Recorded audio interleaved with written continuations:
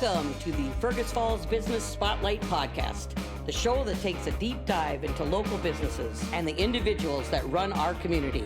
To guide you along the way, here's your host, Jacob Bittner.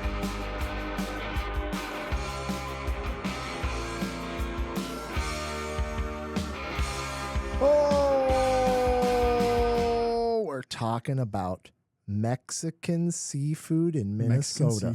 Mexican seafood in Minnesota. Exactly. It would raise a lot of red flags for some people, but let me tell you what, I can speak with experience and say that Fish Factor is, not to take anything away from any other food truck locally or anywhere, but Fish Factor is the best food truck that I've ever been to. Hey, I mean, the last 4 years we've been voted the best food truck in Ottawa County, and so we've been very blessed to do that. Awesome. I have Leo Segura. Is that right? Yeah, Leo Segura. Yeah. Leo Segura. And you are here representing your family who owns Fish Factor 108. Yep. If you guys haven't had a chance to eat Fish Factor 108, either at Outstate, wherever they're at for events, they're usually kind of Lincoln and Cascade there, the corner of Lincoln and Cascade. Really, really, really good food. So we're going to get into the background, your family history, all of that. Leo's a big part of our community as well. You've been involved with Young Life. We'll touch on that a little bit. I talked to Danielle, and there's going to be a Young Life episode in the works. So looking forward to we'll it. do a full dive into Young Life. So we'll touch on that just a little bit. Perfect. Otherwise, I just poured you this Stony Brook Blonde. Stony Brook. This is a good beer. Have you had this one before? I haven't yet. Ooh, should I take it first? Give it a sip. Give it a sip. Let me know what you think. So the Stony Brook Blonde here. Ooh. This Outstate put this together in collaboration with Stony Brook Donut Company. It's 5.5% alcohol by volume blonde ale. Nice 15 IBU. Super easy drinking. Maybe a little on the sweet side for some people, but I am absolutely stuck on this one in the brewery right now. So get it while the getting's good. The Stony Brook Blonde. Oh yeah, you can taste. Mini donuts. You can taste like the mini. It's tricking your mind into something. It gets all the flavors in there. It's got the sure. flavors in there. Yeah. There's been a couple variations of it. I know that the original recipe was actually like fresh donuts. Interesting. And that one was a little cloudier. This was a larger batch that I think they use more flavors in. That but this is a delicious, delicious it's beer. sweet. I like it. They've got it dialed in. So along with Outstate Brewing, I want to thank my sponsors, Atlas Outdoor Services, Stumbino's Coffee, Victor Lundeen's Liberty Business Systems, Wayne Schuett with Century 21 Atwood, and of course, Fergus Home and Hardware. Fergus Home and Hardware. Great to have all of you sponsors along with the show. I appreciate your support. The community appreciates your support in telling these stories. So thank you very much for that. All right, Leo. All right, let's dive into your background a little bit. Tell me about you, your family, what you feel like is relevant, but you have a cool story, so I want to hear about your guys' background here. Yeah, so we're all originally from Mexico, a small town. Not actually, it's a big town called Guadalajara, Jalisco. Most of you guys may know it by Puerto Vallarta. It's a big beach. So we probably lived 3 hours away from the ocean. My dad got the call to help start up a restaurant here in Fergus, and he said yes. And then during that time, there were just some things that went on. What restaurant was it? It was Don Pablo's, I believe. Oh, your dad was a part of starting up Don Pablo's. I wouldn't say like started, but he helped in the kitchen a little bit. Interesting. Yeah. So, okay. Yeah, we can touch on it later, but we've had a lot of like our foot in the food industry in a lot of places in Fergus. And so So you were young when you guys moved here? That was 2006 when he did that. And we moved here 2008.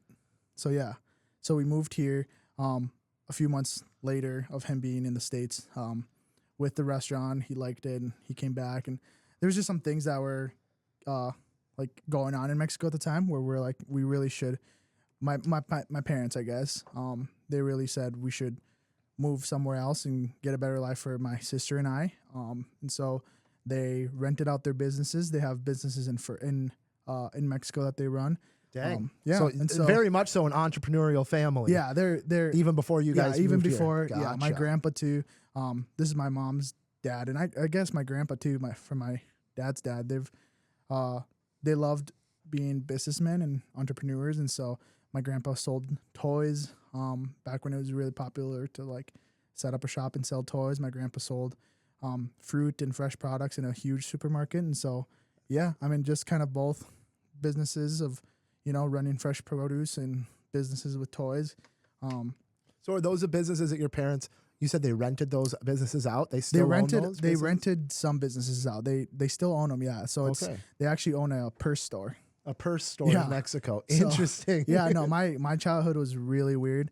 I remember going to like factories where they would make purses and just like checking out the different leather.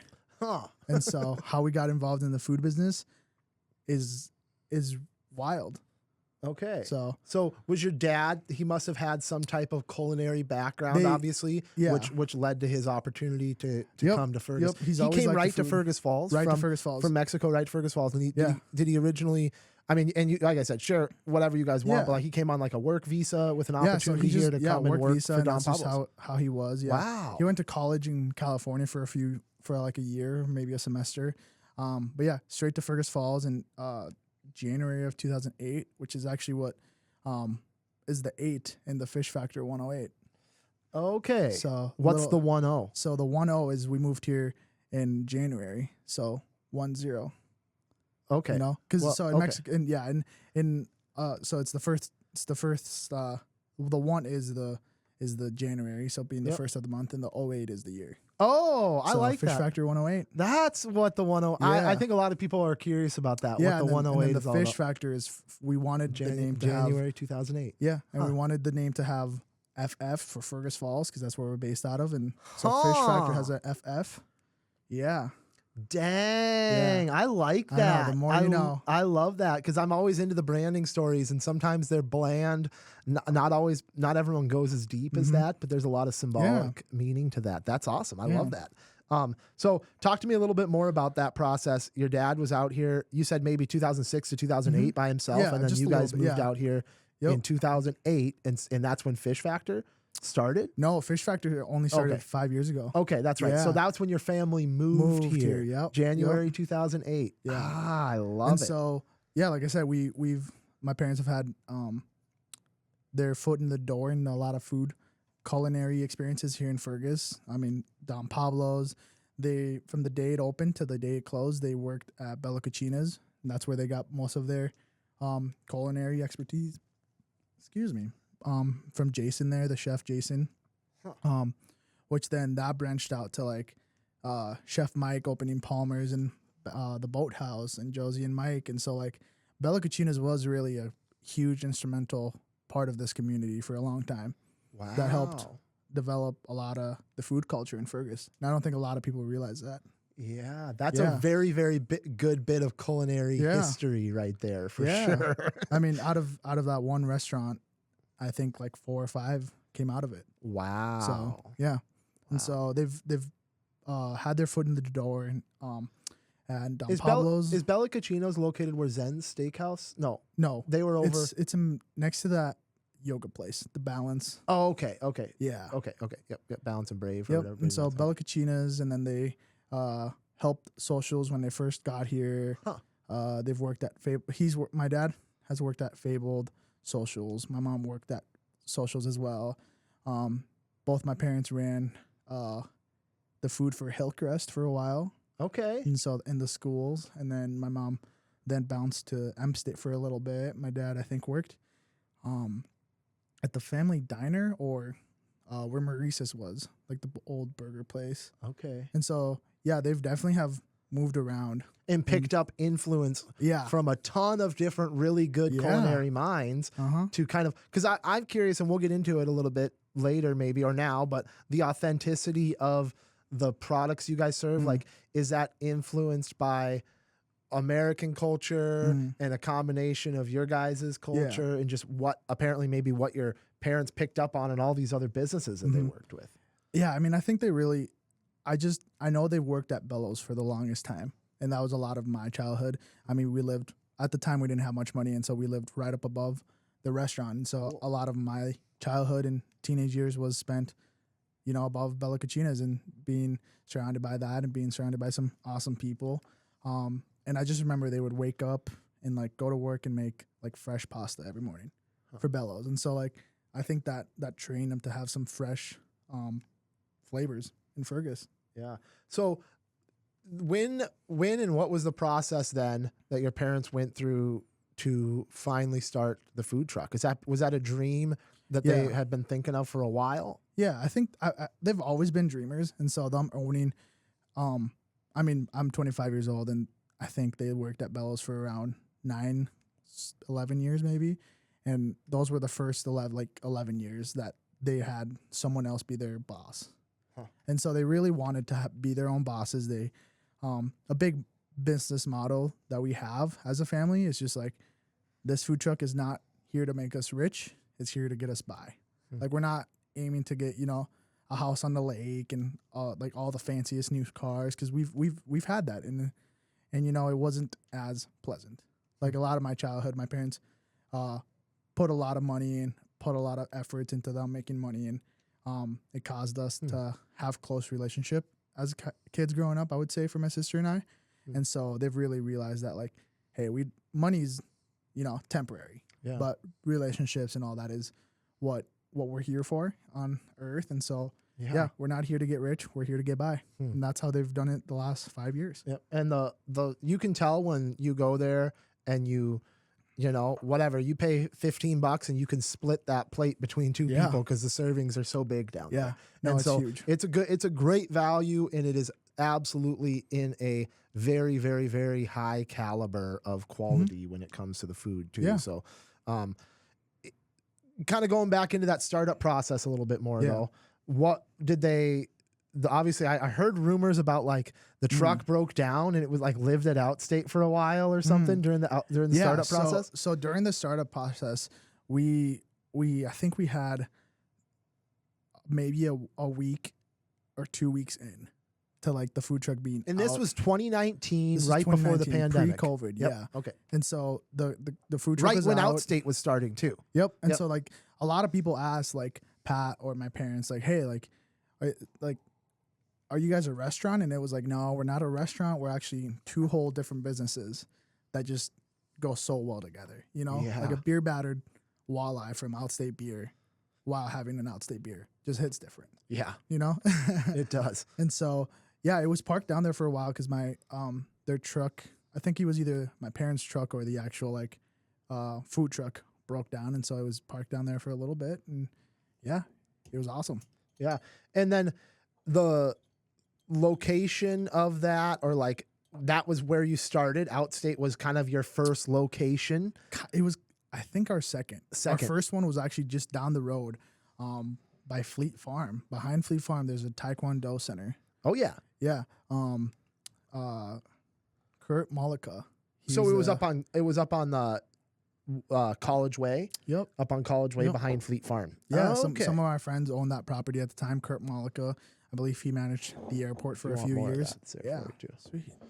But yeah, he managed the airport for a little bit and told us, hey, you guys can come park it down there, and that's how it worked. And now we've been blessed with that beautiful opportunity to be downtown for the last 5 years, pretty much. Right, and that you guys would run specials, and they sell out when you guys run specials, and a lot of that stuff. Yeah.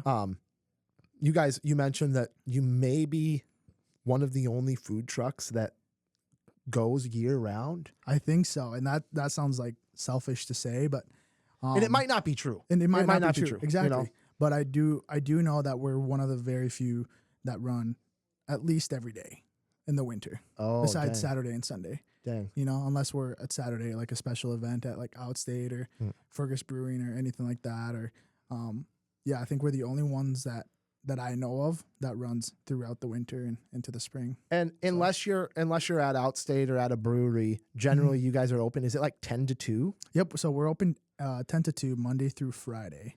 And that's on the corner of Cascade and Lincoln. Yep, corner of Cascade and Lincoln. Yeah.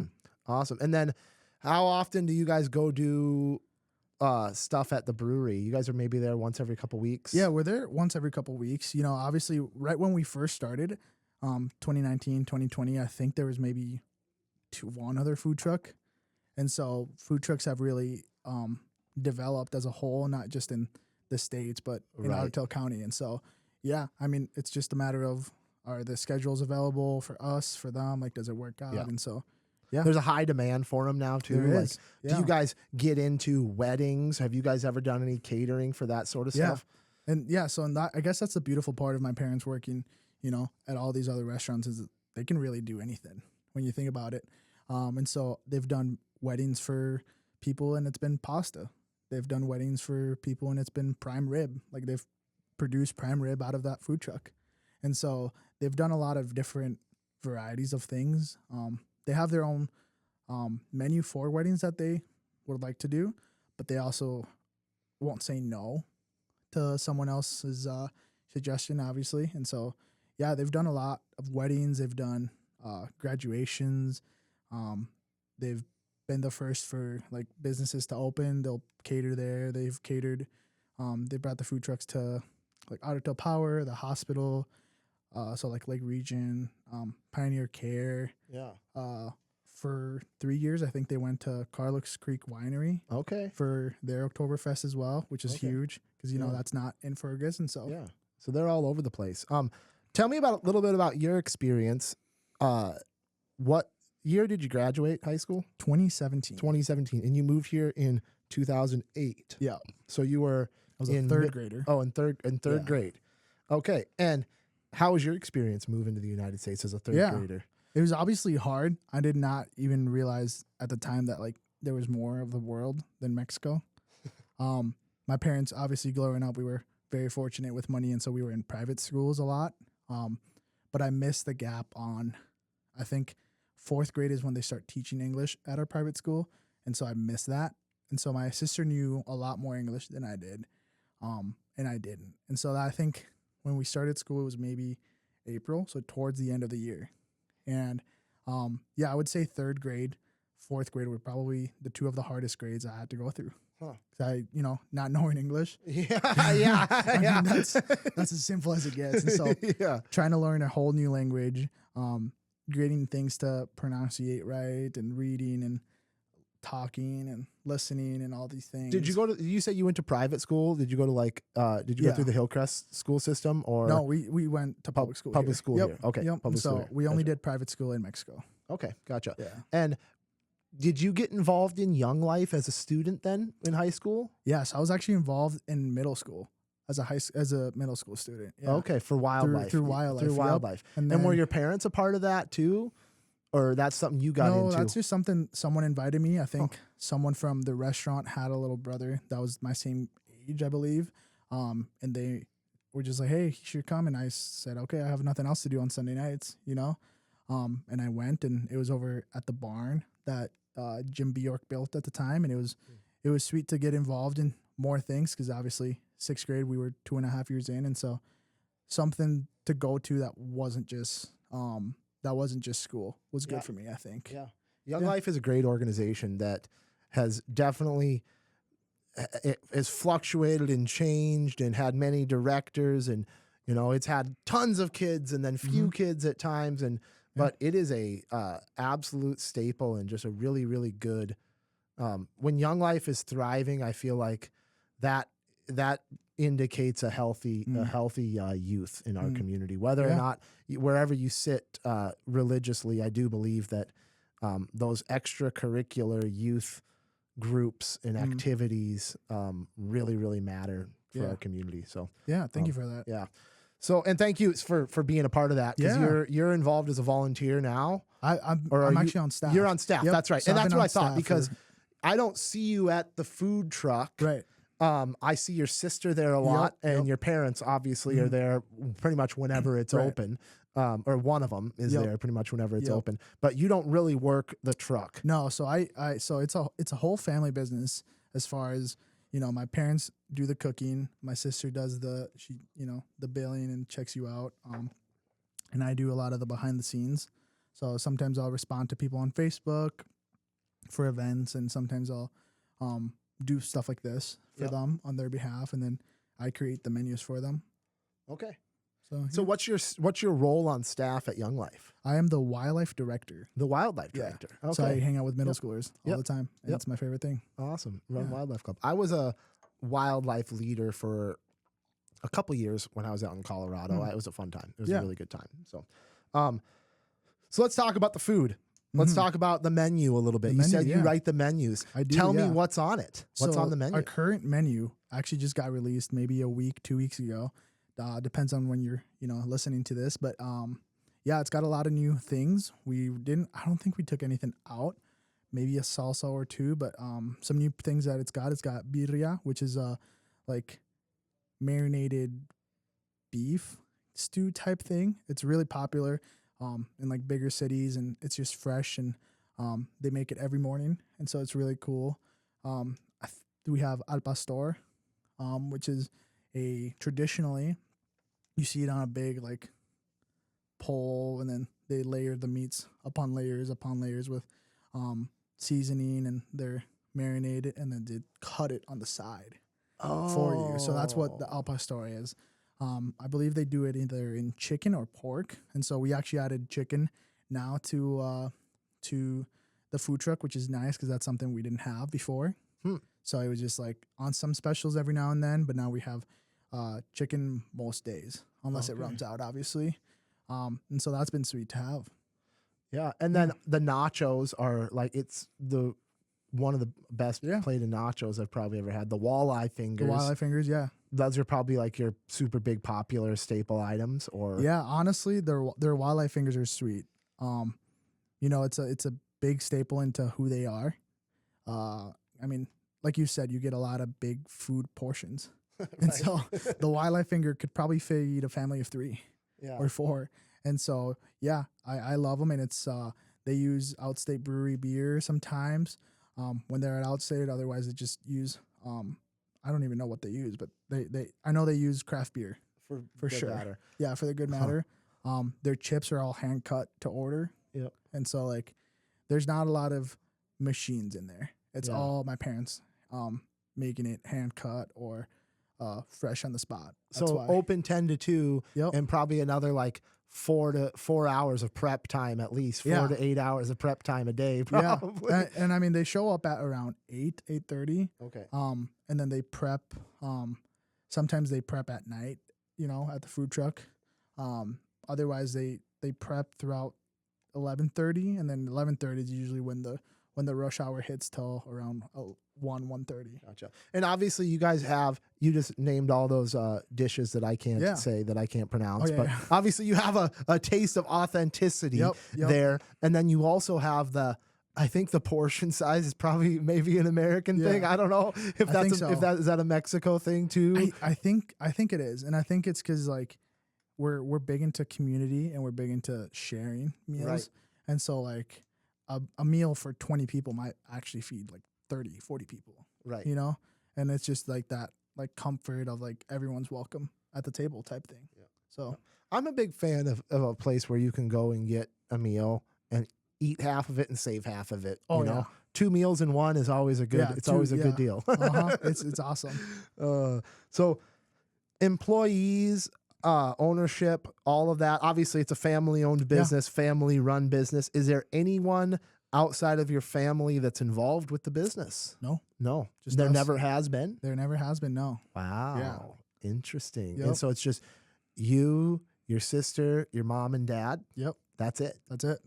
All 4 of us, yeah. And you guys have but your sister, your mom, and your dad, that's what they do. They don't have other jobs, correct? No, I think my sister works at Bigwood Event Center on the weekends. Okay. But other than that, that's their main source of income. And is there any plan? Is that it probably works best that way? I think taxes work best that way. Oh yeah, probably for all that. So interesting. Well, we touched on the walleye fingers. Is that probably your best seller as far as highlighted products go? Honestly, they're bowls. They're burrito bowls, or I don't even know what their other bowls is called. But and those are like Qdoba style bowls? Yeah, Qdoba style bowls. I've never had one of those. Yeah, so it's just you get your rice, you get your choice of meat, which can also be like al pastor, it could be chicken, steak, carnitas, I think shrimp, and then they put their sauce on there, cheese if you want it. If you don't, that's fine. Yeah. Right. So we talked a little bit about events, a little bit about what you guys do. Up and coming events, this Over the River. Over the River, yeah. I believe they're actually going to be at Outstate. Okay, which that is night. where that is we're over the river from so- the Over the River Festival. Yeah. So it's one of the busiest nights of the year at Outstate. Yeah. You guys are gonna sell a ton of food there. I look forward to it every year, and every year I somehow miss it. I always end up Somehow having miss a Young Life camp, or I'm somewhere else, and I've never been able to go to it, and so I'm knocking on wood. Stony Brook Donuts, I think, was there last year. That might have been when they debuted the Stony Brook. Stony Brook I think Blonde. I remember. It might have been the debut of the Stony Brook Blonde, unless it could have existed prior to. I'm not sure, Right. but definitely a fun It's night. a fun event. It's a fun event. I heard there was rumors of it maybe not happening this year. So Who knows? I hope that the rumors it of it happens. happening are true. I hope it is going to happen because it's a great time to get our community together. I talked a little bit about industry, the food truck industry in the interview I did with Bossy Babes. They're the only other food truck that I've had on the podcast. I believe they're the only other food truck I've had on. I think so. 100-some episodes. But we talked about the history of food trucks and kind of how they came to be. Do you have anything to add about like the culture of street vendors in Mexico and the culture of street food in Mexico? Because that's obviously different than the American history. Yeah, I would say that obviously this is all just from what I see on like social media and what my parents tell me, being that we've been here for almost 18 years. But what I see is just the authenticity of like doing it how you would do it at home, how your mom or your dad taught you. It sounds bad to say, but probably no health regulations. A lot of greasy food. Minimal health regulations. Health, well, like, is there like an equivalent to the FDA down there? I'm sure there is, but I mean, there's huge. jokes. There's jokes that like people go down. I mean, it's not a joke. People like go down to Mexico to get surgeries. Yeah, people. it's cheap. There's a lot of stuff that happens south of the border that is overregulated and you can't do in the United States. And without speaking on details, I know that stuff exists. Oh yeah. And so I'm assuming that there is a little bit more leniency when it comes to a health 100%. inspector. Yeah. Interesting. Or even with Young Life, I was able to go to California for a conference, and we went and saw some local vendors, some people that had food trucks, but they were just I guess taco stands. They just had tables and their propane tanks and cooking outside of a 7-Eleven.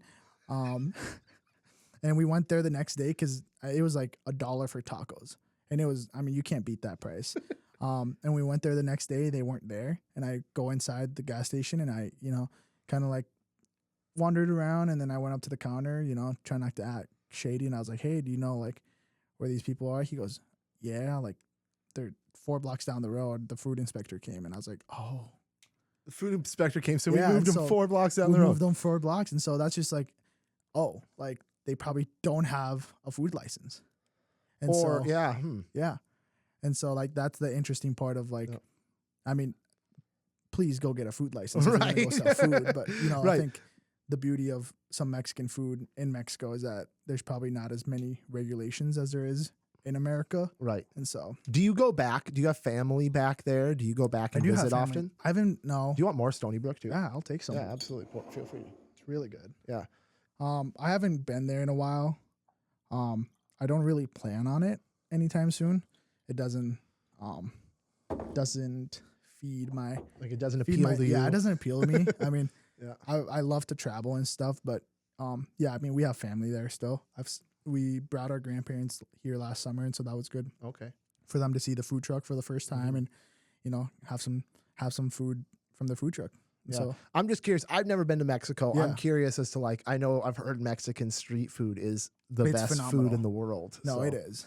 It is. Yeah. And so that's kind of what we were wanting to accomplish when we brought the food truck here and made it live or, gave it a meaning. And so I think my mom said it took them 2 years to finally like decide what they wanted to do. And it was seafood because they saw that, hey, Fergus Falls really doesn't have a big seafood, because this is before Zen's. This is before like all these restaurants opened. And so at the time there's like no seafood necessarily. Yep. Because when you really think about like the Mexican food culture around, there's Don Pablo's, Fiesta Brava. At the time there was El Tequila's, which now is El Loro, and then my parents. Right. And all three of them have the same thing in common besides seafood. Right. And exactly. So, yeah. And like they do it really well. You know, Yeah. like those restaurants that are here, Don Pablo's has been doing it for authentic 20 years, food, 20 plus authentic years, Mexican food really, really well. So I think it's cool that, like I said, Mexican seafood in Minnesota. Yeah. You wouldn't think that it would be so good, but No. it fills a void Yeah. that our community really is missing or was missing. So yeah, it's Yeah. good food. It's awesome. So anything I didn't really find anything with the AI future speculation of the industry. I don't think AI is going to do much to affect you guys. No, I don't think so. If Your anything, parents aren't chat GPTers. No, if anything, I probably use it a lot, to type up an email or two. Right. So, how about any surprises? What do you feel like, and maybe just speaking for your parents or you, like, what do you think is the biggest surprise that came up along the way for you and your family in the business here? Yeah, I mean, I can name a few. I mean, the first day, I remember at the time I was working construction, and I called my parents and I was like, "Hey, congrats on opening day. Let's walk through this." Excuse me. I'm a customer. I show up and I give you cash. What are you gonna hand me? They're like, "Okay, I'm gonna hand you $4.33 back." I'm like, "Okay, sweet. Do you guys have cash for that?" They're like, "No." And so they were so focused on everything food truck related that they forgot to get like money out of the bank to, for change. And so, I mean, if you guys were around, those, I would say the original people that followed Fish Factor, they remember that back, I think it was their first few months, they couldn't accept credit cards because they weren't set up for that. And so like, those were some of the struggles right away. Obviously storage and where you store things, is huge. Minnesota, we live in Minnesota where it gets 100 degrees, but it also gets below 30. And so, sometimes, obviously if the school's closed, they're probably closed too. If it's over negative something, they'll probably close because, it's a metal food truck. Right. It's regulating the heat in there. Yeah, regulating the heat is tough. It's hard. And so they have a few heaters. They've found out how to do it to get by. Interesting. And so and so just that. Do they have a satellite kitchen then somewhere that they prepare a lot of stuff out of, or like do they do the prep work? No, they do it truck? all there. Yeah, everything's in the every truck. now and then they'll take something home. They have food storage. Very They rare. must have food storage Yep. somewhere So that else. whole corner where they're at, that building next to them, Okay. it's all the food storage. And Okay, so it's yep, right there. We have a dishwasher That's there and nice. everything. It's really nice. Yeah. and Nice. So Okay. we're able to do a lot of the stuff there, Gotcha. I guess. Gotcha. Yeah. Cool. So the surprise was we prepped all this food, but we forgot to get money from the bank. Yeah. And so that was funny. I like that. I like that. Well, shoot, we're kind of clipping along here. Before I get your best business advice, is there anything else? Like, what do you feel like is relevant from your guys' story here that we need to dig into a little bit more? Yeah. I mean, obviously we've been through a lot, as a family and as, I would say some of the very only Hispanic people out in Fergus that have they don't work in a factory where you can't see them all day. They're out in the community. They're giving back to the community. We've had to make a name for ourselves, and that is what, people say is the American dream. And so very blessed that my parents fought hard. Cause there was people that didn't believe in them with the whole food truck. I was one of them. I can't imagine that anyone wouldn't believe in Mexican seafood in Minnesota. Right, exactly. And so when they first told me, I'm like, what? This is not going to work.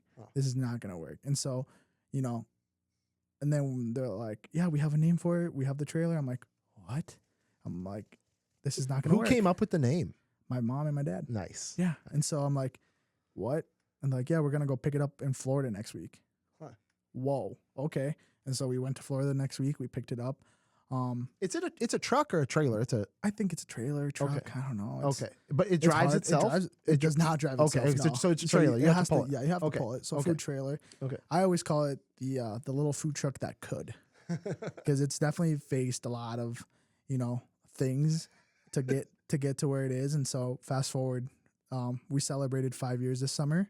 Wow. Didn't really get the chance to celebrate as we wanted to.